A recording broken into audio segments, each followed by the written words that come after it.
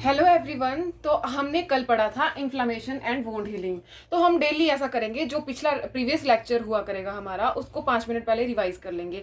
इससे ये होगा कि हमारा जो रिवीजन है वो भी अच्छे से रहेगा, और मतलब डेली का डेली आप रिवाइज कर सकते हो। प्रीवियस मतलब लेक्चर में ही रिवीजन हो जाएगा आपका एक तरह से, है ना। तो हमने कल पढ़ा था इन्फ्लामेशन एंड वुंड हीलिंग, और ये वाला ऐसे जो आप एक तरह का इंडेक्स बना सकते हो अपने नोट्स अगर आप बना रहे हो, तो उसके फ्रंट में या एंड में कहीं पे भी आप ना ऐसे लिख सकते हो कि जैसे डेफिनेशन होगी, कार्डिनल साइन। इनसे ये होगा ना कि जब हमारा चैप्टर कंप्लीट होता है तो फिर आप डेली, जैसे फर्स्ट चैप्टर हमारा कंप्लीट हो गया, मतलब फर्स्ट टॉपिक जो भी है, फिर सेकंड हो गया, थर्ड हो गया, 3 टॉपिक हमारे कंप्लीट हो चुके हैं। तो एक तो हम प्रीवियस लेक्चर में जो किया हुआ है वो करंट वाले लेक्चर में रिवाइज कर ही रहे हैं, बट लेकिन आप क्या करोगे, डेली का डेली जो ये वाला इंडेक्स ऐसे बना लोगे, उसको फिर से रिवाइज करोगे डेली। जैसे हमने आज किया जैसे हमने कल किया था इन्फ्लेमेशन एंड वुंड हीलिंग, और आज करेंगे जैसे इम्यून सिस्टम, है ना। तो फिर अब हम क्या करेंगे, इम्यून सिस्टम को आज कर लेंगे, लेकिन पिछला ये आंख बंद करके, जैसे मतलब आपने रिवाइज कैसे करना है, मतलब उसको पूरा गो थ्रू नहीं करना, सिर्फ ये इंडेक्स देखना है और ऐसे बोलना है मन में। जैसे हमने जैसे अभी करेंगे हम ना, जैसे डिफाइन करेंगे inflammation and wound healing. Inflammation को इस साइड मैंने रखा हुआ है और इस साइड वुंड हीलिंग। तो इन्फ्लेमेशन क्या होती है डिफाइन करेंगे। सबसे पहले हमें पता है इन्फ्लेमेशन क्या होती है। It is a localise reaction जो क्यों होता है, टू कंट्रोल, टू न्यूट्रलाइज और टू एलिमिनेट ऑफेंडिंग एजेंट, है। तो मतलब जल्दी जल्दी 5 मिनट में आपने पूरा रिवाइज करना है, ठीक है। कार्डिनल साइंस हमने 5 पढ़े थे। कौन कौन से पढ़े थे हमने पढ़े थे रेडनेस, हीट, स्वेलिंग, है ना। और कौन सा था, पेन और लॉस ऑफ फंक्शन, है ना। तो फटाफट ऐसे रिवाइज करेंगे। फिर फेजेस हमने पढ़े थे, कौन कौन से फेजेस थे। इन्फ्लामेटरी रिस्पांस, इन्फ्लामेटरी रिस्पांस में कौन सा क्या था, वही हमने एग्जांपल से इसको याद रखना है। दरवाजे पे चोर आया तो क्या की हमने, वेजो कंस्ट्रिक्शन होगी। सबसे पहले वेजो कंस्ट्रिक्शन होगी तो डिफेंस सिस्टम को वहां पे आने के लिए वेजो डायलेशन करनी है। फिर वहां पे एक्सुडेट्स आ जाएंगे, फिर एक्सुडेट्स अपना काम करेंगे। फिर वहां पे क्या होगा, लिम्फोसाइट्स काम करेंगे, सेल डेब्रिस बन जाएगा, उसको रिमूव कर देंगे। रिमूव करने के बाद जब साफ सफाई होगी तो नेक्स्ट आ जाएगा रिपेयर एंड रीजनरेशन, है ना। रिपेयर एंड रीजनरेशन में क्या था, कोलेजन फॉर्मेशन होती है ना। तो कोलेजन फॉर्मेशन होगी, जो भी हमारा क्लीन होके जो भी सिस्टम है उसको क्लोज कर देंगे, रिपेयर कर देंगे पूरा। बट लेकिन वो कैसा होता है, वो पूरा स्ट्रेंथन नहीं होता है, बॉन्ड स्ट्रांग नहीं होता है, एग्रेसिव एक्टिविटी पे निकल सकता है। तो फिर उसके बाद हो जाएगी रीमैचुरेशन और रिमॉडलिंग, है ना। Remodelling and maturation, sorry. तो रिमॉडलिंग एंड मैचुरेशन में क्या था, फिर हमारे जो ओल्ड सेल्स थे वो रिप्लेस करते हैं न्यू को, न्यू एपिथेलियल सेल आता रहता है, और वो बॉन्ड जो है स्ट्रांग बनता रहता है और क्लोज हो जाता है ना। फिर अगला पढ़ा था हमने वुंड हीलिंग। वुंड हीलिंग में क्या पढ़ा था हमने, वुंड हीलिंग क्या होती है।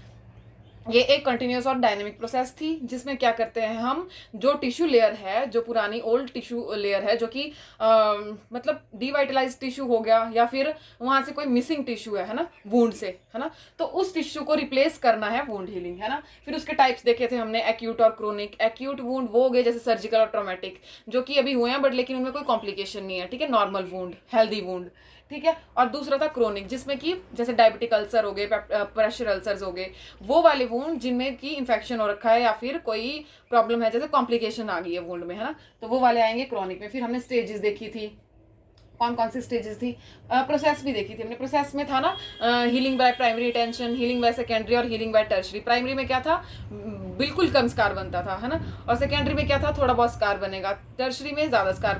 प्राइमरी में कौन से स्कार आ जाएंगे, सर्जिकल वाले। सेकेंडरी में जैसे ट्रोमेटिक लेसरेटेड वुंड्स, है ना। और टर्शरी में कौन से थे हमारे, डायबिटिक वाले, है ना। डायबिटिक पेशेंट्स को जो हो गए, या फिर इन्फेक्शन इन्वॉल्व हो गया, हेल्सरेटिव हो गए, ठीक है। फिर हमने पढ़ा था स्टेजेस कौन कौन सी, 4 स्टेजेस हमने पढ़ी थी मेनली। कौन कौन सी थी, सबसे पहले आगे कौन सी थी, हीमोस्टेसिस, है ना। हीमोस्टेसिस में हमने पढ़ा था कोगुलेशन होती है। हीमोस्टेसिस के बाद हमने पढ़ी थी इन्फ्लामेटरी रिस्पांस, वही सेम जो इसमें था वही सेम इसमें भी आ जाएगा। फिर इन्फ्लामेटरी रिस्पांस के बाद हमने पढ़ी थी प्रोलिफरेशन, जिसमें क्या होता है, एपिथेलियलाइजेशन होती है, ठीक है, स्कार बनता है। फिर रिमॉडल, फोर्थ स्टेज आती है हमारे पास मैचुरेशन, ठीक है। इसमें जो हमारी फर्स्ट थी हीमोस्टेसिस, वो कितने टाइम की थी, 60 सेकेंड्स में फाइब्रिन बनता है ना। और सेकंड थी हमारे पास, वो कितना लेती थी, 2 to 6 आवर्स, और फोर्थ स्टेज को 2 to 3 वीक्स मैचुरेशन के लिए, है ना। तो ये हो गया हमारा वुंड हीलिंग। और अब आती है वुंड हीलिंग, अगर हमारी डिले हो रखी है या फिर किसी प्रॉब्लम से वुंड जो है हमारा हील नहीं कर पा रहा है, तो उस केस में हम पढ़ते थे वुंड डेब्राइटमेंट्स, 5 टाइप की वुंड डेब्राइटमेंट्स, जो कि हमारी हेल्प करती है वुंड को हील होने में। तो कौन कौन सी हमने पढ़ी थी, फर्स्ट वन पढ़ी थी हमने, कौन सी, फोर्स वाली, क्या बोलते हैं उसको, मैकेनिकल, है ना। मैकेनिकल, केमिकल, उसके बाद ऑटोलिटिक, बायोलॉजिकल, और फिफ्थ एक रहती है हमारी शार्प वाली, ठीक है। तो हमने सबसे पहले डिस्कस करनी है मैकेनिकल, जिसमें हम क्या करते हैं, फोर्स के थ्रू डिवाइटलाइज्ड सेल को रिमूव करते हैं और वुंड को हेल्दी बना लेते हैं ताकि वो फेवरेबल हो जाए हील होने में, इजीली हील हो जाए फिर, ठीक है। फिर उसके बाद थी केमिकल, जिसमें केमिकल या फिर एंजाइम इंट्रोड्यूस करते हैं ताकि जो डिवाइटलाइज्ड सेल हैं उनको डाइजेस्ट कर ले और फिर हील होने में ईजी हो जाए, है ना। और उसके बाद आते थे हमारे पास ऑटोलेटिक, जिसमें हम सिंथेटिक ड्रेसिंग कर लेंगे या हाइड्रोलेज वगैरह हाइड्रोजेल यूज कर लेंगे ताकि वो ऑटोमेटिकली फिर खुद को हील कर ले, है ना। और आता था फिर हमारे पास बायोलॉजिकल, जिसमें मैगोट्स की हेल्प लेते थे, ठीक है, मैगोट्स की हेल्प लेते थे और जिसमें क्या करते हैं, उनको इंट्रोड्यूस करा देते हैं, वो फिर फर्दर हीलिंग के लिए उस वुंड को हेल्दी बना लेते हैं। और लास्ट बचता है हमारे पास शार्प, जिसमें कि हमने सीजर्स और स्कैल्पल की हेल्प से डिवाइटलाइज टिश्यू को रिमूव कर लिया था और फिर उसको हेल्दी बना लिया था। फिर हमने लास्ट पढ़ा था गैंग्रीन। गैंग्रीन क्या था, जो टिश्यू डेड हो जाते हैं, है ना, कोई वुंड है वो बाद में, मतलब कोई भी सेल्स है, कोई टिश्यू है वो डेड हो गया है, क्यों डेड हो गया, because of lack of oxygen, तो उसको क्या बोलते हैं, गैंग्रीन। हमने ये पढ़ा था, ये 2 टाइप्स के पढ़े थे हमने, ठीक है, ड्राई और वेट। ड्राई में हमने क्या देखा था कि वो ड्राई साइड पे होता है, लिम्स में होता है, लिम्स से फिर अपवर्ड मूव करता है, ठीक है। और इसमें क्या था, इसमें बैक्टीरिया ग्रो नहीं करते और ये किस वजह से होता है, ये आर्टरीज की ब्लॉकेज की वजह से होता है, ठीक है। और इसमें कौन कौन से डिजीज आती थी, रेनॉल्ड और बर्जर। और इसमें बस इतना ही था ना। और इसके बाद पढ़ा था हमने वेट। वेट में क्या पढ़ा था कि मॉइस्ट सर्फेसिस पे ये मेनली होता है। मॉइस्ट कौन कौन से हमने पढ़े थे, oral cavity, lung, cervix, bowel और एक्सेट्रा, ना, जो भी मॉइस्ट सर्फेसिस है। और ये इसमें बैक्टीरिया की ग्रोथ के लिए ये फेवरेबल है, ठीक है, बैक्टीरिया इसमें ग्रो करता है। और इसमें हमने पढ़ा था कि इसमें कौन कौन सी जो ब्लॉकेज है वो आती है वेनस, है ना, वेन्स की ब्लॉकेज की वजह से होता है। और कौन कौन सी डिजीज इन्वॉल्व होती है इसमें, डायबिटिक अल्सर, है ना, डायबिटिक अल्सर हो गए।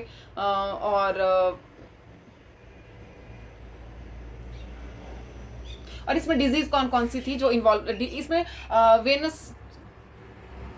और गैंग्रीन में हमने पढ़ा था कि ये वेन की ब्लॉकेज की वजह से होता है। और कौन कौन सी डिजीज थी, डायबिटिक फुट, बेड सोर्स, और एक हमने पढ़े थे इसमें गैस गैंग्रीन। गैस गैंग्रीन क्या था, गैस गैंग्रीन किस वजह से होता है, गैस गैंग्रीन में हमने पढ़ा था कि इसमें जो है ग्राम पॉजिटिव बैक्टीरिया की स्पीशीज आती है जो कि एनारोबिक होती है। और स्पीशीज किसकी थी, वो क्लोस्ट्रीडियम की, ठीक है। बस इतना ही हमारा कल का रिवीजन था। आपने डेली का डेली, मतलब प्रीवियस जो भी चैप्टर हैं उनको 5 मिनट देने हैं डेली, चाहे आप 10th टॉपिक पे पहुंचे हो चाहे 12th, जो 12 के 12 है आप 5 मिनट्स दोगे तभी जो है पूरी बुक याद रहेगी, है ना। एक एक चीज हमने पूरी माइंड पे होनी चाहिए आपकी, बिना बुक खोले ही मतलब आपको याद होना चाहिए। सिर्फ आप इंडेक्स ये रख लो, इंडेक्स लिख लो एक पेज पे, फिर आपको ये है कि इजी रहेगा कि जैसे इंडेक्स देखा वैसे याद आना चाहिए कि डिफाइन करना है हमने, कार्डिनल साइन क्या थे, मतलब एकदम गो थ्रू हो जाना है ना। डेली 5 मिनट लगेंगे, ज्यादा नहीं लगेंगे इसमें। तो ये रिवीजन की स्ट्रेटेजी रहेगी मेरी, मतलब डेली का डेली रिवाइज करना है प्रीवियस। फिर जैसे अब परसों पहुंच जाएंगे तो हम आज वाला लेक्चर भी रिवाइज करेंगे, ये वाला भी करेंगे, वो घर में करेंगे। लेकिन हम यहाँ पे जो है मतलब वीडियोज में सिर्फ प्रीवियस लेक्चर को रिवाइज करेंगे 5 मिनट, जो पिछले कल पढ़ा होगा हमने ना, जो भी पिछले कल, उसको रिवाइज कर लिया करेंगे। अब हम नेक्स्ट स्टार्ट करते हैं हमारा नेक्स्ट टॉपिक। तो अब हम अपना नेक्स्ट टॉपिक स्टार्ट करते हैं, इम्यून सिस्टम।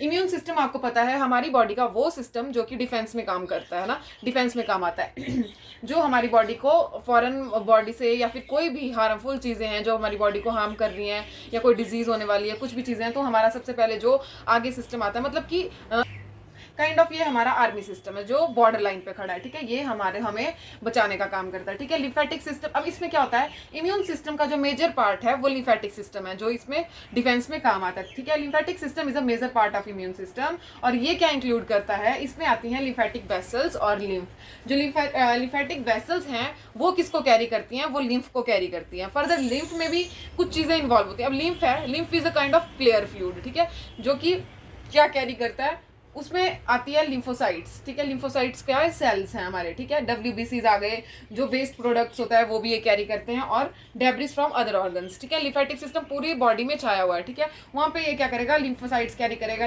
और जो भी हमारा वेस्ट प्रोडक्ट्स बनता है, जो भी मतलब ड्रेनेज वाला जो भी सिस्टम है वो पूरा ड्रेनेज का काम कैरी करेगा ये, और थ्रू करेगा, किसके थ्रू होगा, वो लिम्फेटिक सिस्टम के थ्रू होगा, लिम्फेटिक वेसल्स में, है ना। उसके बाद ये आ गया हमारा लिम्फेटिक सिस्टम। लिम्फेटिक सिस्टम में जो है कहीं कहीं पे बहुत सारे जब ग्रुप ऑफ लिम्फोसाइट्स इकट्ठे होते हैं तो वो जगह जगह लिम्फ नोड्स बनाते हैं, ठीक है। लिम्फ नोड्स बनाते हैं और कुछ हमारे लिम्फोइड ऑर्गन्स भी होते हैं। अब जैसे कोई सिस्टम होता है ना, पहले क्या होता है, सेल्स होते हैं, सेल से टिश्यू बनता है, टिश्यू से ऑर्गन, ऑर्गन से ऑर्गन सिस्टम। तो इसमें क्या होता है, इसके सेल्स हैं हमारे लिम्फोसाइट्स, ठीक है। और जब वो एक टिश्यू बनाते हैं, जब वो इकट्ठा हो जाते हैं तो उसको कहते हैं हम लिम्फ नोड, ठीक है। लिम्फ नोड के बाद, जब नोड्स के बाद जो लिम्फोइड ऑर्गन्स इन्वॉल्व होते हैं वो हैं हमारे पास स्प्लीन और थाइमस, ठीक है। ये दो चीजें आ गई हमारी लिम्फोइड ऑर्गन। अब अभी हम जो है जितना टारगेट हाई में दे रखा है हम उसी को डेडली फॉलो कर रहे हैं।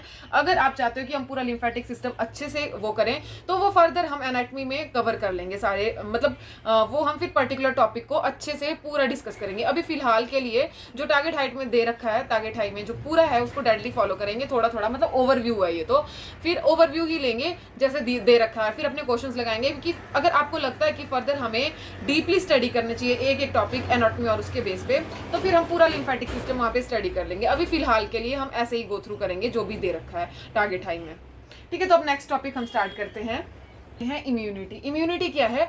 इम्यूनिटी हमारी बॉडी की एबिलिटी होती है किसी भी फॉरेन पार्टिकल के अगेंस्ट काम करने की, ठीक है। तो इसको क्या बोलेंगे? Immunity is the ability of a body to fight against foreign body और इन्फेक्शियस एजेंट, ठीक है।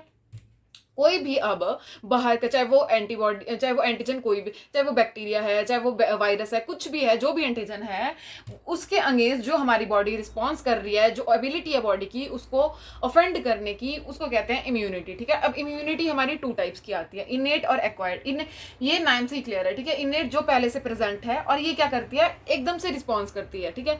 मतलब अब कुछ भी एंटर कर रहा है तो इमीडिएटली जो काम करेगी वो है इनेट इम्यूनिटी। एक्वायर्ड नाम से ही क्लियर है कि जो हम बाद में लाइफ टाइम में एक्वायर करते हैं, ठीक है। तो ये वाली जो हमारी इम्यूनिटी है वो रिस्पॉन्स करने में भी टाइम लेती है, ठीक है। अब इनेट में क्या होता है, इनेट के कुछ कंपोनेंट्स, दो कंपोनेंट्स हैं इसके, ठीक है। एक्सटर्नल कंपोनेंट, एक्सटर्नल कंपोनेंट कौन से? अब जैसे कोई भी फॉरेन पार्टिकल हमारी बॉडी में एंटर कर रहा है तो उसको पहले कहीं ना कहीं से तो जाना पड़ेगा, ऐसे उड़ के तो वो चला नहीं जाएगा हमारे अंदर ना, तो उसको हमारे बैरियर्स क्रॉस करने पड़ेंगे। कौन कौन से बैरियर होते हैं? जैसे स्किन है, या स्किन के थ्रू जाएगा, नोज के थ्रू जाएगा, माउथ के थ्रू जाएगा, या कहीं से भी जाएगा ना, तो उसको पहले बैरियर तो क्रॉस करना पड़ेगा। तो वो जो एक्सटर्नल जो कंपोनेंट आते हैं इनेट इम्यूनिटी के, वो है स्किन हो गया, स्किन बैरियर बोल देंगे, म्यूकस हो गया, सलाइवा हो गया, अब पेट में जाएगा तो HCl है, उसको इन बैरियर को पहले झेलना पड़ेगा, है ना। टीयर्स हो गए, तो ये सारे क्या है, एक्सटर्नल टाइप ऑफ बैरियर है, मतलब नॉर्मल फ्लोरा जो हमारी बॉडी का है ना, वो भी तो एज अ बैरियर, एज एक इम्यूनिटी सिस्टम ही हमारे काम करता है। ये थे हमारे एक्सटर्नल कंपोनेंट्स, ठीक है। अब इंटरनल कंपोनेंट कौन सा इनेट का? इंटरनल चीजें आ जाएगी वही जो हमारी बॉडी अंदर से रिस्पॉन्स कर रही है, ठीक है। मतलब कि हमारा इन्फ्लामेटरी रिस्पॉन्स आ रहा है, ठीक है। और हमारे फेगोसिटिक सेल्स, हमारे किलर सेल्स, जो भी हमारे सेल्स इसके अगेंस्ट काम करते हैं फॉरेन बॉडी के अगेंस्ट, वो आ जाएंगे इंटरनल इम्यूनिटी के अंदर, ठीक है। Internal component of innate immunity. और फिर उसके बाद हम पढ़ेंगे एक्वायर्ड। एक्वायर्ड नाम से ही हमने देख लिया कि जो हम पूरी लाइफ टाइम में एक्वायर करेंगे। और इसके क्या कंपोनेंट्स हैं? इसके कंपोनेंट्स हैं एक ह्यूमरल, आपने सुना होगा ह्यूमरल इम्यूनिटी, और एक आती है सेल मेडिएटेड। ह्यूमरल में कौन काम करता है? ह्यूमरल में बी लिम्फोसाइट्स काम करते हैं, और सेल मेडिएटेड में टी। अब इसमें क्या होता है, जो ह्यूमरल इम्यूनिटी है हमारी, उसमें जो हमारा प्लाज्मा सेल्स बनते हैं, एंटीबॉडी, एक तरह का एंटीबॉडी के थ्रू वो काम करेगा। एंटीजन है, एंटीबॉडी बनेंगे, एंटीबॉडी जो है उसके अगेंस्ट काम करते हैं, ठीक है। तो और इसमें क्या होता है, जो सेल मेडिएटेड है इसमें मेमोरी सेल्स बनते हैं, ठीक है। टू टाइप्स की आती है, ह्यूमरल और सेल मेडिएटेड, आपने पढ़ा भी होगा पहले। जो सेल मेडिएटेड है उसमें क्या होता है, उसमें टाइम लगता है। एक तो उसमें क्या होगा, पहले वो पूरा मेमोरी से पूरा प्रोसेस चलेगा उसमें, ठीक है। कौन सा प्रोसेस? जैसे कि वो एक्टिवेट करेंगे टी लिम्फोसाइट्स को, फिर वो further active cells, memory cells, वैसा उनका पूरा डिवीजन हो जाएगा, ठीक है। फर्दर जो भी डिवीजन होता है, फिर मेमोरी सेल्स जो है हमारे स्टोर हो जाएंगे, फिर फर्दर वो लाइफ टाइम में अगर कभी भी वही वाला एंटीजन आता है तो वो रीयूज हो जाएंगे, एक्टिव सेल उसके अगेंस्ट काम करेंगे और उसको किल करेंगे, ठीक है, ऐसे ऐसे। और दूसरे में जो एंटीबॉडी है वो डायरेक्ट उसके साथ बाइंड करके, ह्यूमरल में डायरेक्ट बाइंड करके उसको किल करेंगे, है ना। तो ये था हमारा एक्वायर्ड का रिस्पॉन्स। तो इसमें अब डिफरेंस देख लेते हैं हम इनेट और एक्वायर्ड इम्यूनिटी में। जो इनेट इम्यूनिटी है उसमें टाइम लैग, मतलब एकदम से रिएक्शन करेगा, ठीक है, एकदम से वो रिस्पॉन्स करेगा, और इसमें कोई एंटीजन स्पेसिफिक नहीं है, जैसे कि कोई पर्टिकुलर एजेंट के लिए। अब स्किन बैरियर है ना, अब या फिर हमारा कोई भी बैरियर है, या इंटरनल ही ले लो, दोनों में से। अब ऐसा तो है नहीं कि कोई चीज आ रही है उसके लिए हमारी स्किन एज अ बैरियर काम करिए, दूसरे के लिए नहीं करिए, ऐसा कुछ नहीं है ना। तो ये एक नॉन स्पेसिफिक है, ठीक है, सब चीजों के लिए, सारे एंटीजन जिस टाइप के भी, कोई भी बैक्टीरिया, कोई भी वायरस, है ना। और जो एक्वायर्ड है वो एंटीजन स्पेसिफिक है, वो पर्टिकुलर एक एजेंट के लिए वैसे ही अगेंस्ट मतलब उसी अकॉर्डिंग एंटीबॉडीज बनाते हैं, ठीक है, एजेंट के अकॉर्डिंग। और इसमें मेमोरी जनरेट होती है, ठीक है, किस टाइप के थे, क्या शेप था, क्या साइज था, उस अकॉर्डिंग जैसे वो मेमोरी जनरेट करती है, उसमें मेमोरी जनरेट नहीं होती है। और जो एक्वायर्ड है वो फर्दर नेचुरल और आर्टिफिशियल दो हिस्सों में डिवाइड की गई है, ठीक है। अब नेचुरल कौन सी आई, नेचुरल और आर्टिफिशियल। नेचुरल वाली जो हमें नेचुरली मिल रही है, आर्टिफिशियल जो हम बाहर से ले रहे हैं, है ना, अपनी बॉडी के बाहर से। नेचुरल में कौन से आ गए, एक्टिव, जैसे कि इसमें भी नेचुरल में फर्दर डिवाइड कर दिया गया है इसको एक्टिव पैसिव, दोनों को एक्टिव और पैसिव में। इसमें एक्टिव में कौन से आ जाएंगे, जो पैथोजेंस, ठीक है, जो भी पैथोजेंस एंटर करते हैं हमारी बॉडी में वो भी एज एन इम्यूनिटी बूस्टर ही काम करते हैं ना, मतलब वो हमारे kind of memory cells generate होते हैं, तो वैसे ही एक काइंड ऑफ वो मेमोरी जनरेट करके हमारे इम्यून सिस्टम को हेल्प कर रहे हैं फर्दर डिफेंस के लिए तैयार होने में, है ना। अब जैसे कि हमारे आर्मी शोल्डर्स होते हैं, ठीक है, शोल्डर्स का काम क्या होता है, उनको पहले ही तैयार कर दिया जाता है कि इस तरह का आ सकता है, इस तरह का आ सकता है, वैसे ही ये भी काम करते हैं, ठीक है। और पैसिव में क्या है, बाय मदर। अब मदर के थ्रू, अब मदर के थ्रू दो तरह से जा सकती है, एक प्लेसेंटा के थ्रू और एक मिल्क के थ्रू, ठीक है। तो इस काइंड से हमारी जो इम्यूनिटी बच्चे में जाती है और जो हमारे ऑफस्प्रिंग में जा रही है मदर से, उसको भी वो आएगी पैसिव के नेचुरल इसमें, ठीक है। Passive immunity, natural acquired immunity होगी वो, ठीक है। फिर आ जाती है हमारे पास आर्टिफिशियल। आर्टिफिशियल में भी एक्टिव और पैसिव। एक्टिव कौन सी, जो हम वैक्सीनेशन कराते हैं ना, जो भी हमारा इम्यूनाइजेशन शेड्यूल पड़ा होगा उसमें वैक्सीनेशन आती हैं, तो वो वैक्सीनेशन जो हम लेते हैं वो एक तो डेड होती है और एक एटेनुएटेड होती है, ठीक है। और एक आती है पैसिव। पैसिव में जो भी सीरम्स आते हैं ना, कौन से सीरम, इंजेक्शंस के थ्रू हम इम्यून सीरम्स लेते हैं, जैसे कि गामा ग्लोबुलिन्स आते हैं इसमें, है ना, वो वाले। तो ये आ जाएंगे हमारे पास इम्यूनिटी के फर्दर टाइप्स, ठीक है। रिवाइज हम एक बार लास्ट में कर लेंगे, सारा गो थ्रू हो जाएंगे, फिर ऐसा होता है कि क्लियर हो जाता है। फिर अगले दिन फिर एक दो बार आप अपना करोगे, जब रीड करोगे, है ना, फिर क्वेश्चन सॉल्व करोगे, फिर से इसको रिवाइज करोगे, तो वो पक्का टॉपिक बिल्कुल पक्का होता रहेगा माइंड में, जितना रिवीजन करेंगे। और रिवीजन ये है कि जैसे आज कर लिया, फिर शाम को आप करोगे, ठीक है, फिर उसके बाद कल हम लेक्चर में फिर से रिवाइज करेंगे, फिर उसके बाद आप फिर से गो थ्रू करोगे, एक बार जो इंडेक्स बना लोगे उसको आपने मतलब देखना नहीं है फिर, ठीक है, आंखें बंद करके फिर याद करो कि ये पढ़ा था, ये। इससे क्या होता है ना कि पूरा बिल्डअप हो जाएगा, कॉन्फिडेंस भी आएगा, फर्दर क्वेश्चंस भी लगेंगे, मतलब सही रहेगा। फिर उसके बाद ये है कि आपकी जो ये मेमोरी है ना, ये लॉन्ग लास्ट करेगी, जो भी आप रिटेन करोगे ना डेली का डेली, वो लॉन्ग लास्ट करेगा। और फिर यही है कि जब आप इंडेक्स करके, जैसे इंडेक्स मैंने वो बताया, वो बना लो, हर एक टॉपिक का इंडेक्स बनाना, और डेली जितने पीछे वाले टॉपिक कवर हुए उनको आंख बंद करो, याद करो ये था, ये था, मतलब 5 मिनट भी नहीं लगते इसमें, है ना। तो जितना ज्यादा रिवीजन करोगे उतनी ज्यादा कॉन्फिडेंस लेवल भी आएगा, और उतनी ही ज्यादा आपकी मेमोरी रिटेन रहेगी लॉन्ग टाइम तक, ठीक है। अब नेक्स्ट, अब हम इसमें देखते हैं, अब हम देखते हैं इम्यूनोग्लोबुलिन्स। ओके, तो अब नेक्स्ट चलते हैं इम्यूनोग्लोबुलिन्स पे। इम्यूनोग्लोबुलिन्स क्या है, एक काइंड ऑफ एंटीबॉडीज हैं, जो काइंड ऑफ प्रोटीन्स हैं हमारी बॉडी की, जो एज एन एंटीबॉडीज काम करती हैं अगेंस्ट एंटीजन, है ना। तो इम्यूनोग्लोबुलिन्स कितने टाइप के होते हैं, ये 5 टाइप्स के होते हैं, IgA, IgD, IgE, IgG और IgM, ठीक है। IgA जो है कितनी होती है हमारी बॉडी में, 10 to 15% की प्रेजेंट होती है। कहाँ कहाँ प्रेजेंट होती है, नोज में होती है, ब्रीदिंग पासेज में, डाइजेस्टिव ट्रैक में, ईयर में, आईज में, वजाइना, क्लोस्ट्रम और बॉडी सिक्रीशंस, ठीक है। ये कुछ जगह हैं जहाँ पे IgA एंटीबॉडी जो है प्रेजेंट होती है। कहाँ कहाँ, 10 to 15% होगी, नोज में होगी, ठीक है, ब्रीदिंग पासेज, ठीक है, सबसे पहले नोज याद रखना है, ठीक है, नोज, फिर ब्रीदिंग पासेज में चले गए, फिर डाइजेस्टिव ट्रैक आ गया, मतलब पूरा यहाँ से याद रखना, जो डाइजेस्टिव ट्रैक कहाँ कहाँ से स्टार्ट होता है, नोज ले लो, ठीक है, ब्रीदिंग पासेज ले लो, फिर डाइजेस्टिव ट्रैक, ईयर्स हो गए, आईज हो गई, ठीक है, वजाइना, और ये क्लोस्ट्रम में जो कौन सा मिल्क होता है ना, सबसे पहले थिकेस्ट जो येलोइश कलर का आता है मदर में during delivery, after delivery, lactation period में होता है ना। और उसके बाद आता है बॉडी सिक्रीशंस, जो हमारे बॉडी की सिक्रीशंस होगी। कैसे याद करेंगे, eyes, nose, ear, breathing passages, digestive tract, vagina, ठीक है, कोलेस्ट्रम, ठीक है, और एक और रहेगी बॉडी की सिक्रीशंस में प्रेजेंट होता है। ये आ गया हमारे पास IgA। उसके बाद आगे IgD। IgD जो है हमारे पास स्मॉल अमाउंट में प्रेजेंट होती है, IgD, ठीक है, चेस्ट और बेली, ठीक है। D है ना, D से ऐसे याद रखना, A के बाद क्या आता है, B, ठीक है, BCD, ABCD होता है ना, A क्या BCD, ऐसे याद रख लेना। कहाँ पे होता है, B से बेली, C से चेस्ट, डी से डी, IgD कहाँ पे प्रेजेंट होती है, BC, ठीक है, BC, क्योंकि D से पहले क्या था, B और C, तो बेली और चेस्ट बिल्कुल स्मॉल अमाउंट में प्रेजेंट होगी, ठीक है। फिर आ गया IgE जो है कहाँ प्रेजेंट होती है, लंग्स में, स्किन में, जहाँ एलर्जी होती है, याद रखना। ई कौन सी होती है, ऐसे पर्सन में ज्यादा प्रेजेंट होती है जिन जो एलर्जिक है ना, एलर्जीज वाले पर्सन में ज्यादा होती है। तो एलर्जी कहाँ कहाँ मेनली होती है, स्किन पे होती है ना, नोज की कहाँ होती है, लंग्स में होती है, ठीक है। तो याद रखना, लंग्स में, स्किन में, म्यूकस मेम्ब्रेन में, ठीक है।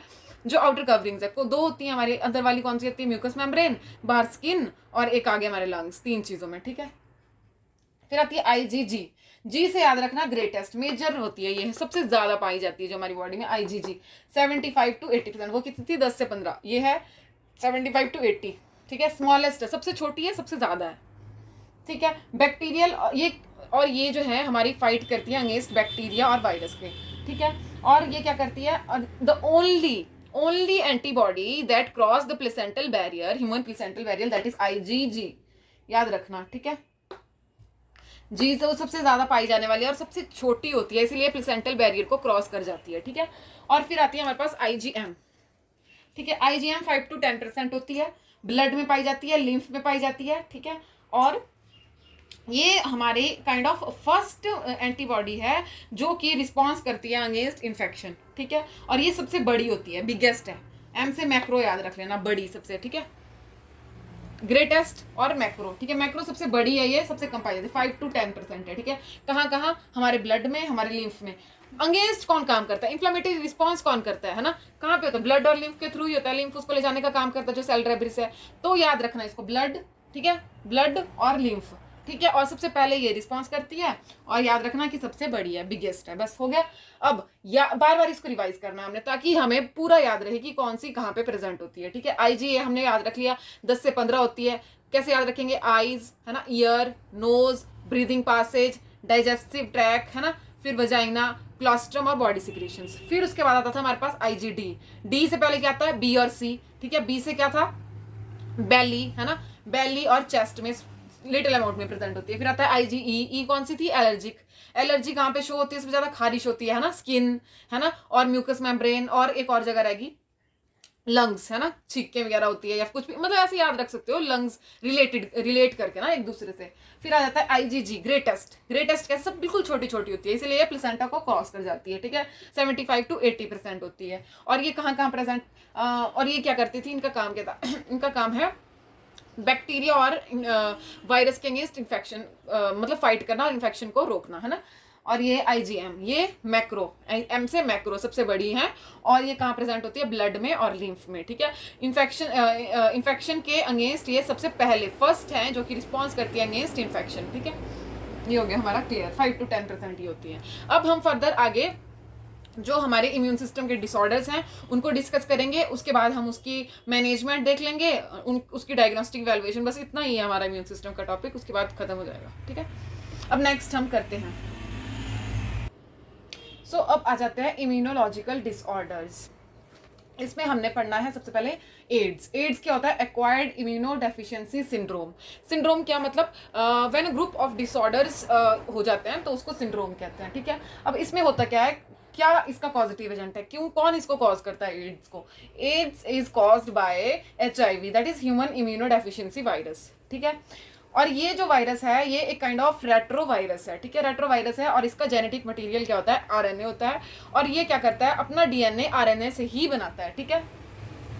अब जो एड्स है इसमें होता क्या है, इसमें जो है हमारे CD4 और T हेल्पर सेल्स होते हैं जो कि रिड्यूस हो जाते हैं, ठीक है, कम हो जाते हैं। इनके कम होने की वजह से क्या होता है, हमारा जो इम्यून सिस्टम है वो सुप्रेस हो जाता है। अब ये तो दिख ही रहा है, इम्यूनोलॉजिकल डिसऑर्डर्स हैं, तो इसमें क्या होता है, जो हमारा इम्यून सिस्टम है, मेनली ये इम्यून सिस्टम को सुप्रेस करने वाला डिसऑर्डर है ना, मतलब कि हमारी इम्यूनिटी इतनी वीक हो जाती है कि वो हर एक इन्फेक्शन को, हर एक डिजीज को एकदम से कैच कर लेती है, ठीक है। कुछ भी जो भी इम्यूनो सुप्रेसिव पेशेंट्स होते हैं उनमें कोई भी डिजीज होने के चांसेस बहुत ज़्यादा हो जाते हैं ना। तो इसमें क्या, उनकी बॉडी में क्या होता है कि जो CD4 और T हेल्पर सेल्स होते हैं वो बहुत ज़्यादा कम हो जाते हैं, ठीक है। तो जो CD4 सेल्स और T हेल्पर सेल्स हैं ये मेनली हमारी बॉडी में 500 to 12 सेल्स पर माइक्रोलीटर होने चाहिए, बट इसमें क्या होता है ये 500 से कम होने लग जाते हैं। अगर 500 से कम ये होते हैं तो क्या होता है कि पेशेंट में सिम्टम साइंस आने स्टार्ट हो जाते हैं। ठीक है, इसमें क्या होता है, देखो ये क्या क्या अफेक्ट करता है। अब देखो जिस तरह से ये है ही इम्यून सिस्टम का डिसऑर्डर, तो जो भी चीज़ें हमारे डिफेंस मैकेनिज्म में काम करती हैं वो सब चीज़ों को ये अफेक्ट करेगा। अब जैसे हमारे मोनोसाइट्स इसमें अफेक्ट हो रहे हैं, मैक्रोफेजेस अफेक्ट हो रहे हैं, डेंड्राइट्स कौन से वाले, स्किन वाले डेंड्राइट्स को अफेक्ट करेगा। माइक्रोग्लियल सेल्स जो हमारे सीएनएस में प्रेजेंट है ना, उनको भी, जितने भी हमारे डिफेंडिंग वाले सारे सेल्स हैं उन सबको ये अफेक्ट कर रहा है। CD4 सेल्स और T सेल्स जो जब, हाँ नॉर्मली कितना होता है इनका लाइफ स्पैन, 100 डेज का होता है, बट लेकिन जो इम्यूनोसुप्रेसिव पीपल्स होते हैं उनमें इसका जो क्या हो जाता है, इसका लाइफ स्पैन 2 डेज ही रहता है। देखो कितना ज़्यादा डिफरेंस है। तो ऑटोमेटिक है कि उनमें जो हमारे इन्फेक्शन होने की जो कैपेबिलिटी है वो बहुत ज़्यादा हो जाएगी, है ना। और प्रॉब्लम्स, हाँ अब क्या होता है कि CD4 और T सेल जब तक 500 तक हैं तो तब तक तो पेशेंट में ज़्यादा कोई दिक्कत नहीं आती है, बट लेकिन जैसे ही ये 200 to 500 आ जाते हैं, मतलब 500 से नीचे चले जाते हैं, तो वो प्रॉब्लम क्रिएट करता है। और अगर CD4 T हेल्पर सेल्स 200 से भी नीचे चले गए तो फिर वो सीवियरली कॉम्प्रोमाइज इम्यून सिस्टम वाला पेशेंट बन जाएगा। ठीक है, उसका इम्यून सिस्टम जो है बहुत ज़्यादा कॉम्प्रोमाइज हो जाएगा, उसको फिर मतलब बहुत दिक्कत आएगी, मतलब फिर सिम्टम्स ज़्यादा बढ़ने स्टार्ट हो जाते हैं, बहुत ज़्यादा दिक्कत आने लग जाती है। वो सारे हम फर्दर स्टेजेस, HIV की जब स्टेजेस करेंगे ना, WHO ने जो 2005 में दी थी उस वाली स्टेजेस को हम पूरा डिस्कस करेंगे इसके बाद, उसमें पूरा देख लेंगे हम कब क्या होता है ना। उसके बाद रेशो की बात करें हम CD4 to CD8 की, तो नॉर्मली वो होती है 2:1, बट लेकिन एड्स वाले पेशेंट में ये रेशो भी रिड्यूस होने लग जाती है। ठीक है, उसके बाद अब आता है कि अब ये जो एड्स है ये होता कैसे ट्रांसमिट होता है, कैसे फैलता है ना। तो इसकी ट्रांसमिशन मेनली जैसे होती है सेक्शुअल इंटरकोर्स से। ठीक है, कोई भी HIV वाला पेशेंट अगर इंटरकोर्स करता है किसी भी नॉर्मल इंडिविजुअल से, तो उनको ये HIV ट्रांसमिट होने का खतरा होता है। ठीक है, ब्लड के थ्रू, या फिर किसी को कोई चोट आई है HIV वाले को, उसके ब्लड से किसी नॉर्मल पेशेंट का, अगर नॉर्मल पर्सन का एक्सपोजर हो जाता है तो भी एड्स होने की चांसेस होते हैं। ठीक है, डिलीवरी के टाइम पे, ठीक है, ब्रेस्ट फीडिंग के टाइम पे, ठीक है, बॉडी फ्लूइड जैसे कि टीयर्स हो गए, सलाइवा हो गया, वेजाइनल सिक्रीशंस हो गई, स्पर्म्स हो गए, इन सब के थ्रू क्या होता है, ये ट्रांसमिट होता है। और नीडल शेयर करेंगे अगर, ठीक है, नीडल स्टिक इंजरी आ गई, नीडल्स अगर एक पेशेंट से दूसरे पे यूज कर रहे हैं उससे भी हो सकता है ना। तो इसके बाद हम फर्दर अब फेजेस को डिस्कस कर लेते हैं। ओके, तो अब नेक्स्ट है स्टेजेस। एक बार मैं साइड हो जाती हूँ, आप देख लो। अगर राइटिंग समझ में नहीं आती है तो जैसे जैसे बोलूँगी, अगर आपने नोट्स बनाने हैं तो वैसे साथ में बना सकते हो। फिर स्टेजेस में सबसे पहले हमारी आती है प्राइमरी स्टेज, ये वाली प्राइमरी। ठीक है, प्राइमरी HIV इन्फेक्शियस स्टेज। इसमें क्या होता है कि एक्यूट रेट्रोवायरल सिंड्रोम होता है, जो कि एड्स सिम्टोमेटिक होता है, कुछ सिम्टम्स नहीं आते, बट लेकिन अगर आप मतलब उसका डायग्नोस्टिक वैल्यूएशन करोगे तो पॉजिटिव आता है ना, पर लेकिन सिम्टम्स नहीं आते। और स्टेज 1 में क्या होता है, एसिम्टोमेटिक है, PGL होता है, इसमें परसिस्टेंट जनरलाइज लिम्फेडिनोपैथी हो जाती है। ठीक है, और स्टेज 2 में क्या होगा, वेट लॉस, पेशेंट का वेट लॉस होना स्टार्ट हो जाएगा। इसमें समवट लेस होता है बट होता है। ठीक है, अप्रॉक्स अप टू 10% तक ही होता है अप्रॉक्स बॉडी वेट के अकॉर्डिंग। ठीक है, और ओरल अल्सर हो जाएंगे इसमें, मतलब इसमें जो है नॉर्मल अब स्टार्ट होगा इन्फेक्शन होना। ठीक है, सबसे पहले हम याद रखेंगे कि weight loss less than 10% of body weight.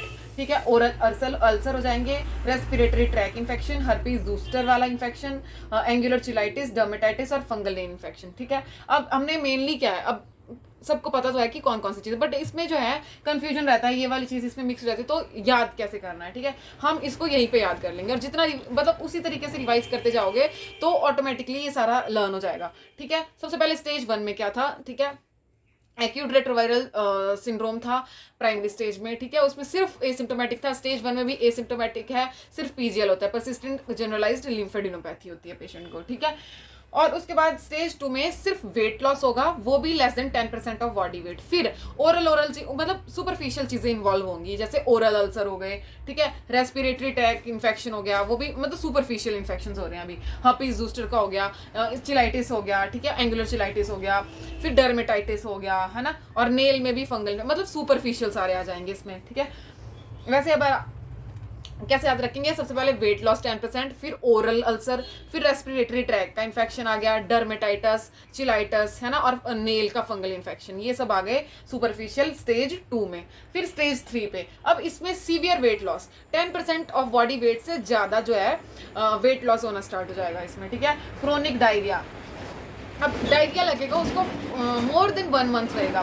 Chronic diarrhoea, persistent fever, fever भी मोर देन 1 मंथ, ठीक है। अब पहले जो था उसको ओरल अल्सर्स थे, ठीक है। अब कैंडिडियासिस भी हो गई है, ठीक है। अब कैंडिडियासिस, अब धीरे धीरे इन्फेक्शन और ज़्यादा गहरा होना स्टार्ट हो गया। अब कैंडिडियासिस इन्वॉल्व हो गई है, ठीक है। ल्यूकोप्लेकिया, हियरी ल्यूकोप्लेकिया भी इन्वॉल्व हो गया, ठीक है। पल्मोनरी टीबी आ जाएगा इसमें, पहले रेस्पिरेटरी ट्रैक तक था, अब पल्मोनरी टीबी भी इंक्लूड हो गया, ठीक है। सीवियर बैक्टीरियल, अब पहले फंगल इन्फेक्शन तक था सुपरफिशियल, अब बैक्टीरियल इन्फेक्शन इन्वॉल्व हो गया, ठीक है। अल्सरेटिव स्टोमेटाइटिस, अब ऊपर ओरली सारा कुछ होना स्टार्ट हो जाएगा। जैसे पहले क्या था, ओरल अल्सर्स थे सिर्फ ना, अब ओरली कैंडिडियासिस होगी, ठीक है। और ल्यूकोप्लेकिया, हियरी ल्यूकोप्लेकिया हो गया, साथ में अब स्टोमेटाइटिस होना स्टार्ट हो जाएगा, ठीक है। स्टोमेटाइटिस हो जाएगा, जिंजिवाइटिस हो जाएगा, और ओरल में और कौन सा आता है, पेरियोडोंटाइटिस हो जाएगा, है ना।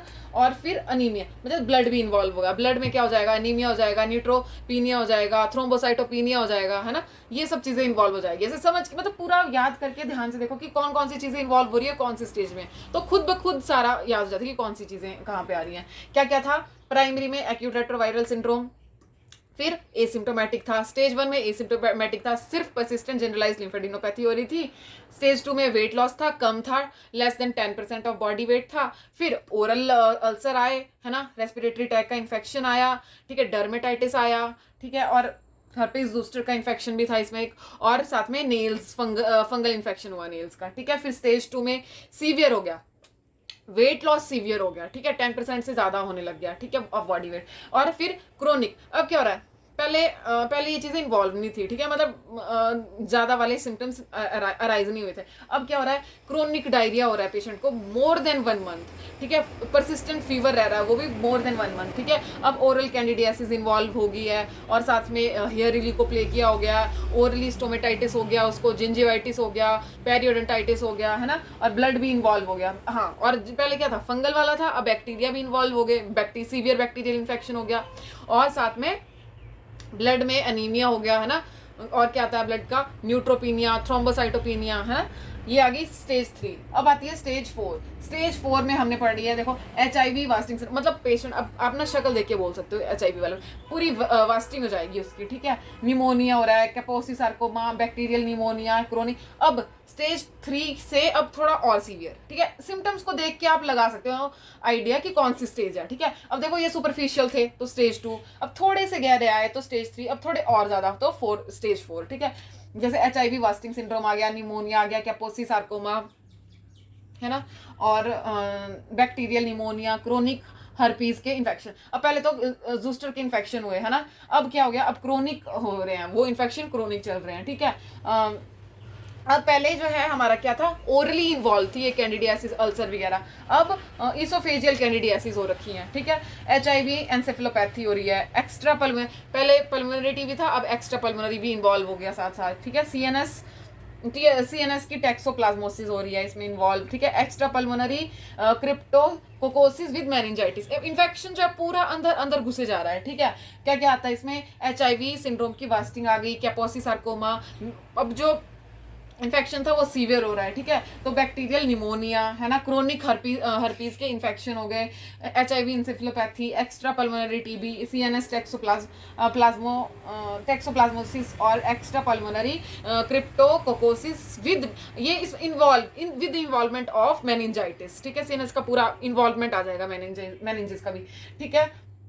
ये थी हमारी स्टेज 4। अब आती है हमारी स्टेज 5। स्टेज 5 में नॉन ट्यूबरकुलर, अब इसमें तो था पल्मोनरी टीबी, ठीक है। अब इसमें क्या इन्वॉल्व हो रहा है, नॉन ट्यूबरकुलर मायोबैक्टीरियम के इन्फेक्शंस, वो कहीं पे भी, मतलब अब जो है ये स्प्रेड ऑन हो रहे हैं, ठीक है। मतलब पहले इन्वॉल्व किए, फिर सीवियर हुए, फिर इन्होंने जो है अंदर अंदर घुस के इन्फेक्शन कॉज करने स्टार्ट कर दिया, मेनिंजिस को इन्वॉल्व कर दिया, निमोनिया कर दिया, TB कर दिया, बहुत सारे इन्फेक्शियस बैक्टीरियल और वायरल इन्फेक्शन स्टार्ट हो गए। फिर उन्होंने क्या किया, अब एक्स्ट्रा जो इधर उधर वाले सरफेसेस हैं उनको भी इन्वॉल्व करना स्टार्ट कर दिया, ठीक है। नॉन ट्यूबरकुलर बैक्टीरियल इन्फेक्शन हो गए, ठीक है। प्रोग्रेसिव मल्टीफोकल ल्यूकोप्लेकिया, अब पहले क्या था, ल्यू को प्ले किया था, फिर मतलब सिंपल था। अब क्या हो रहा है, वो मल्टीफोकल हो गया है और कैसा हो गया, प्रोग्रेसिव, ठीक है। और कैंडिडियासिस भी अब फर्दर, अब पहले क्या हो रहा था, ओरल थे, है ना, उसके बाद धीरे धीरे इसोफेजियस में, इसोफेगस के हुए, इसोफेजियल हुए, फिर अब इन्होंने ट्रैकिया को भी इन्वॉल्व कर दिया, लंग्स को भी इन्वॉल्व कर दिया, ठीक है। जितनी गहराई में होगा उतनी स्टेज आगे जाएगी। मतलब अगर आपको क्वेश्चन कहीं से आता है कि ये वाली कौन सी स्टेज ऑफ HIV है, मतलब गैस करो, तो मतलब सिवियरिटी के थ्रू हम एक तरह से आइडिया लगा सकते हैं, अगर आपको ये थोड़ा बहुत नॉलेज होगा तो। फिर आ जाती है कैंडिडियासिस, कौन सी, ट्रैकिया और लंग्स की, ठीक है। सोरियोसिस इसमें इंक्लूड होगी, आइसोसोरियोसिस, है ना, हर्पीस सिंप्लेक्स के इन्फेक्शन इंक्लूड हो गए हैं इसमें, और क्या हो गया, साइटोमेगालो वायरस के इन्फेक्शन, है ना। मतलब धीरे धीरे सिवियरिटी इंक्रीज हो रही है। अब स्टेज हमने पढ़नी है 6, इसमें माइकोसिस आ रही है, देखो, है ना, रिकरेंट नॉन टाइफोडियल साल्मोनेला सेप्टिसीमिया। अब देखो इन्फेक्शन इतना फैल गया कि पूरा ब्लड ही इन्वॉल्व हो गया, है ना। देखो क्या हो रहा है, पहले तो था कि जनरलाइज, फिर धीरे धीरे इन्फेक्शियस, बैक्टीरियल वायरल सारे इन्वॉल्व होके अब पूरा ब्लड, पूरा लिम्फ, पूरा सिस्टम इन्वॉल्व कर रहा है, ठीक है। सेप्टिसीमिया हो रहा है, लिम्फोमा हो रहा है, ठीक है, लेशमिनियासिस हो रही है, ठीक है, नेफ्रोपैथी, कार्डियोमायोपैथी, है ना, ये सारी चीजें इन्वॉल्व हो रही है। तो आप ऐसे ही इनको मतलब पूरा ज़्यादा, मतलब अगर पूरा लर्न नहीं होता है तो सिंपली हम अकॉर्डिंग टू सीवियरिटी गैस कर सकते हैं कि कौन सी स्टेज है। देख लो, अब माइकोसिस, रिकरेंट टाइफॉइडल, पूरा सेप्टिसीमिया इन्वॉल्व हो रहा है, लिम्फोमा इन्वॉल्व हो रहा है, लेशमिनियासिस, नेफ्रोपैथी और कार्डियोमायोपैथी, है ना। तो इनसे आप नाम से एकदम से गैस कर सकते हो कि लास्ट स्टेज है ना, सारे सिस्टम इन्वॉल्व हो जा रहे हैं, ठीक है।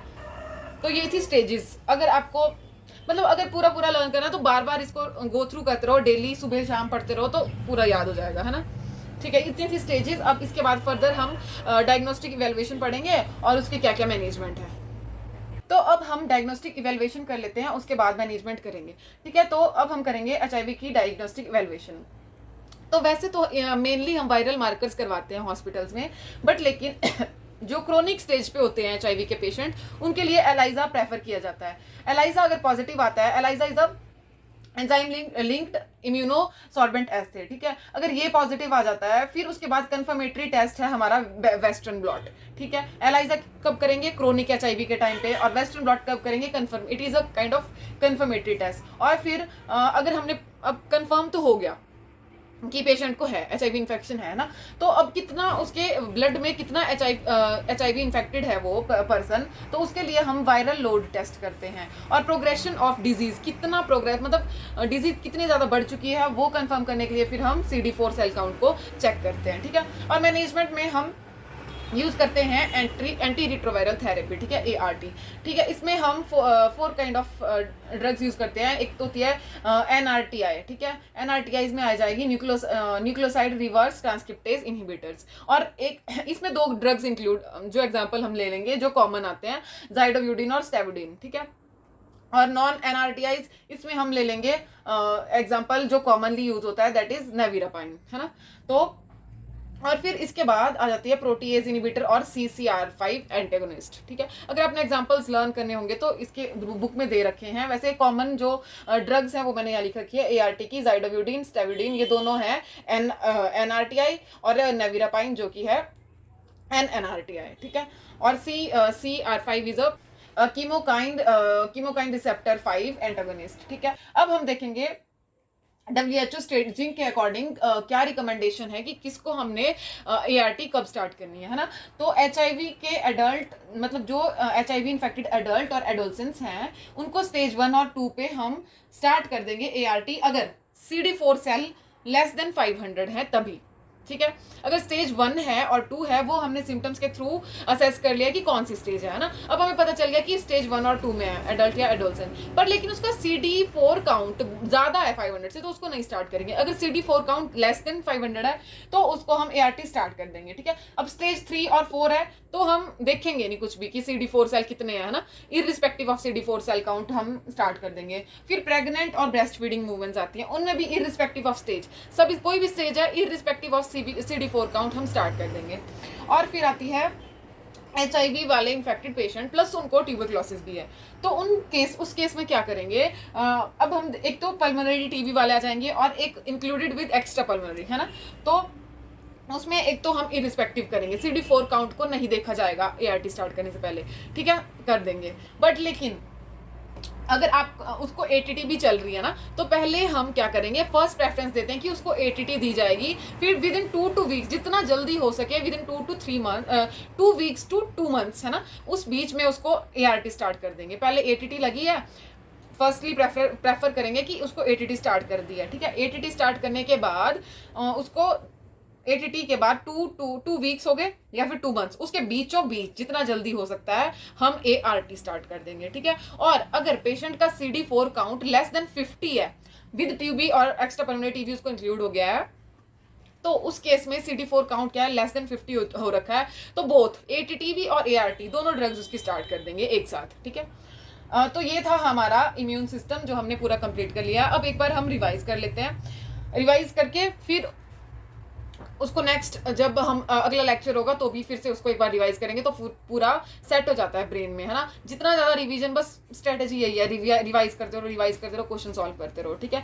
थ्योरी पढ़ लो, फिर रिवाइज करो, फिर क्वेश्चंस करो, फिर रिवाइज करो, डेली का यही चलता रहेगा, ठीक है। चलो अब रिवाइज कर लेते हैं। सो अब हम लास्ट रिवीजन एक समराइज सा कर देंगे पूरा जो पढ़ा ना, ताकि फिर से मतलब एक गो थ्रू हो जाए पूरे लेक्चर के। तो लिम्फेटिक सिस्टम क्या है, it is a major part of immune system जो कि इन्वॉल्व होता है हमारे डिफेंस मैकेनिज्म में। इसमें क्या क्या आता है, लिम्फेटिक वेसल्स आती हैं जो क्या कैरी करती हैं, लिम्फ को कैरी करती हैं। लिम्फ में क्या क्या आता है, प्लाज्मा आ गए, है ना, प्लाज्मा प्रोटीन्स, है ना, WBCs वगैरह जो भी हैं वो सारा कैरी करते हैं, और अदर ऑर्गन से जो भी डेब्रिस वगैरह है वो सारा, है ना। तो फिर लिम्फेटिक जब लिम्फोसाइट्स हैं, लिम्फोसाइट्स का जो ग्रुप बनता है तो वो क्या बनाते हैं, लिम्फेटिक नोड बनाते हैं। और लिम्फेटिक ऑर्गन्स कौन कौन से पढ़े हमने, 2 पढ़े थे, स्प्लीन और थाइमस। उसके बाद हम आ जाते हैं इम्यूनिटी पे। इम्यूनिटी क्या है, हमारी बॉडी की ability fight against foreign body, है ना। और ये कितने टाइप की पढ़ी थी हमने, 2 टाइप की, इनेट और एक्वायर्ड। नाम से ही क्लियर था, इनेट जो पहले से प्रेजेंट होती है और इमीडिएट रिएक्शन देती है, एक्वायर्ड जो हम लाइफ टाइम पे गेन करते हैं, है ना। इनेट, अब एक्वायर्ड है, एक्वायर्ड के हमने फिर फर्दर आगे पढ़े थे, है ना, 2, नेचुरल और आर्टिफिशियल। नेचुरल आर्टिफिशियल को भी फर्दर हमने डिवाइड किया था एक्टिव और पैसिव में, दोनों को, है ना। तो नेचुरल में एक्टिव कौन से थे, जो हम इन्फेक्शन के थ्रू गेन करते हैं, पैथोजन के थ्रू, और पैसिव में जो मदर के थ्रू आती है, कौन सी आती थी, IgG, है ना। एक तो प्लेसेंटा बैरियर जो कि प्लेसेंटा बैरियर को क्रॉस करती है, और मिल्क के थ्रू हम लेते हैं, ठीक है। और फिर उसके बाद हमने आर्टिफिशियल में भी पढ़े थे एक्टिव और पैसिव। आर्टिफिशियल में एक्टिव कैसे लेते हैं हम, थ्रू वैक्सीनेशन, और पैसिव कैसे लेते हैं हम, थ्रू सीरम, है ना, जो गाबा ग्लोबुलिन वगैरह आ जाती हैं। उसके बाद हमने पढ़े थे हाँ, और इसका डिफरेंस था इनेट और पहले कंपोनेंट्स भी डिस्कस कर लेते हैं हम ना। हमने कंपोनेंट्स भी पढ़े थे इनेट और एक्वायर्ड के। इनेट में 2 कंपोनेंट्स थे, एक्सटर्नल और इंटरनल। एक्सटर्नल बैरियर में कौन कौन से आ जाते थे हमारे पास, स्किन आ जाती थी, है ना, टीयर्स आ जाते थे, सलाइवा आ जाता था, स्टमक का HCl आ गया, नॉर्मल फ्लोरा ऑफ बॉडी, है ना, जो भी एक्स्ट्रा हमारे बाहर वाले हैं। उसके बाद आ जाते हैं हमारे पास इंटरनल में हमारा इन्फ्लेमेटरी रिस्पॉन्स, है ना, हमारे नेचुरल किलर सेल्स वगैरह। और उसके बाद हमने पढ़े थे इसमें एक्वायर्ड के कंपोनेंट्स। एक्वायर्ड के कंपोनेंट्स कौन कौन से थे, एक सेल मेडिएटेड और एक ह्यूमरल। ह्यूमरल में क्या था, वो एंटीबॉडी मेडिएटेड है, ठीक है। इसमें B लिम्फोसाइट्स आर रिस्पॉन्सिबल होते हैं, और सेल मेडिएटेड में T लिम्फोसाइट्स होते हैं जो कि मेमोरी सेल्स बनाते हैं, ठीक है। और इनेट में क्या था, कोई टाइम लैग नहीं होता, कोई एंटीजन स्पेसिफिक नहीं है, कोई मेमोरी नहीं बनती। लेकिन एक्वायर्ड में टाइम लगता है ना, एंटीजन स्पेसिफिक भी है और मेमोरी भी बनती है। उसके बाद आ जाते हैं हमारे पास इम्यूनोग्लोबुलिन्स, ठीक है। इम्यूनोग्लोबुलिन्स कौन कौन से पढ़े थे हमने, IgA, IgD, IgE, IgG और IgM, ठीक है। तो फिर IgA कितनी थी, 10 to 15% थी। कहाँ थी, आईज में, ईयर में, नोज में, ब्रीदिंग पैसेज, है ना। ब्रीदिंग पैसेज के बाद कौन सा, डाइजेस्टिव ट्रैक और क्लोस्ट्रम, और लास्ट वन था हमारे पास बॉडी सिक्रीशंस में, है ना। और फिर आती है IgD, D से पहले क्या आता है, B और C, B से बेली और C से चेस्ट, स्मॉल अमाउंट में प्रेजेंट होती है। फिर आती है E कहाँ होती है, सबसे ज्यादा जो एलर्जी वाले पेशेंट्स हैं उनमें ज्यादा होती है ना। और ये कहाँ पाई जाती है, लंग्स में, स्किन में, है ना, और म्यूकोजल मेम्ब्रेन में। और IgG ये सबसे छोटी है, इसीलिए ये क्रॉस कर देती है प्लेसेंटल बैरियर को, है ना। और ये सबसे ज्यादा पाई जाती है, कितनी, 75 to 80%। और फिर ये जो है हमारी IgG, ये बैक्टीरिया और वायरल इन्फेक्शन के साथ फाइट करने में हेल्प करती है। फिर आती है IgM, ये जो है सबसे M से मैक्रो, सबसे बड़ी है ना, और सबसे कम होती है। कितनी होती है? 5 to 10% होती है IgM। और ये कहाँ प्रेजेंट होती थी? बड़ी है। और कहाँ प्रेजेंट होती है? पूरे ब्लड में, लिम्फ में, है ना। और इसका मेन रोल क्या था कि ये फर्स्ट एंटीबॉडी है जो कि रिस्पॉन्सिबल है फॉर फाइटिंग इन्फेक्शन, है ना। उसके बाद आ जाते हैं डिसऑर्डर पे। हमने इम्यूनोलॉजिकल डिसऑर्डर पढ़े, जिसमें हमने पढ़ा था एड्स, है ना, एक्वायर्ड इम्यूनोडेफिशिएंसी सिंड्रोम, जो कि किसकी वजह से हुआ था? HIV की वजह से, है ना। तो इसमें फिर हमने फर्दर पढ़ा था कि HIV होता क्या है। इसमें क्या होता है कि ये एक रेट्रोवायरस की वजह से होता है, जो कि अपना जो DNA है वो RNA से बनाता है ना। और इसमें CD4 और T हेल्पर सेल थे, जो कि मेन थे, जिनका काउंट जो है कम होता रहता है। नॉर्मली वो कितने होते हैं? 500 to 1200 सेल्स पर माइक्रोलीटर होते हैं, बट लेकिन इनका जो लेवल है वो गिरता रहता है। अगर 500 से लेस हो गए तो प्रॉब्लम क्रिएट करते हैं, और अगर 200 से लेस हो गए तो फिर वो सीवियरिटी कॉज कर देंगे, सीवियर इन्फेक्शंस इन्वॉल्व हो जाएंगे पेशेंट को, है ना। और साथ में हमने पढ़ा था कि CD4 और T हेल्पर सेल्स हैं, वो नॉर्मली कितने होते हैं? कितना लाइफ स्पैन है उनका? 100 डेज। लेकिन एड्स वाले पेशेंट में कितना रह जाता है? ओनली 2 डेज रह जाता है, ठीक है। और हमने पढ़ा था CD4:CD8 रेशो, वो थी 2:1। अगर वो मतलब पेशेंट को अगर एड्स है तो वो रेशो भी नीचे नीचे रिड्यूस होती जाती है ना। और फिर आता है ट्रांसमिशन कैसे होती है? थ्रू सेक्शुअल कॉन्टैक्ट होगी, ठीक है, थ्रू सिक्रीशंस होगी, थ्रू ब्लड एक्सपोजर होगी, थ्रू नीडल स्टिक इंजरी होगी, या फिर नीडल्स शेयर कर लेते हैं उससे भी हो जाती है ना। और ड्यूरिंग डिलीवरी और ब्रेस्ट फीडिंग भी हो सकता है, ठीक है। और उसके बाद आ जाता है हमारे पास स्टेजेस।